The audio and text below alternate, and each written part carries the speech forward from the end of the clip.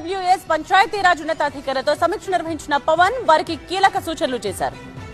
గ్రామీణ నీటి సరఫరా, పంచాయతీరాజ్ ఇంజనీరింగ్ విభాగాల అధికారులతో ఏపీ డిప్యూటీ సీఎం పవన్ సమీక్ష నిర్వహించారు. విజయవాడ క్యాంపు కార్యాలయంలో ఈ రెండు విభాగాలకు సంబంధించిన అధికారులతో సమావేశమైన పవన్ తీసుకోవాల్సిన జాగ్రత్తలు, రానున్న రోజుల్లో ప్లానింగ్ ఏ విధంగా ఉండాలి అనే దానిపై దిశానిర్దేశం చేశారు.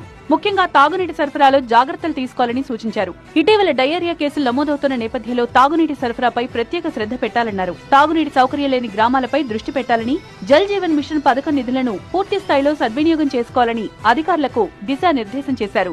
జల్ జీవన్ మిషన్ లాంటి కేంద్ర ప్రభుత్వ పథకాల నిధులకు సంబంధించి రాష్ట్ర ప్రభుత్వం మ్యాచింగ్ గ్రాంట్ వివరాలివ్వాలని అధికారులను ఆదేశించారు. గత ప్రభుత్వం ఈ పథకం నిధులను వినియోగించుకోలేకపోయిందన్నారు. అంతేకాకుండా డేటా ఎంట్రీ ఆపరేటర్లను వైసీపీ వేదనకు గురిచేసిందని ఆరోపించారు.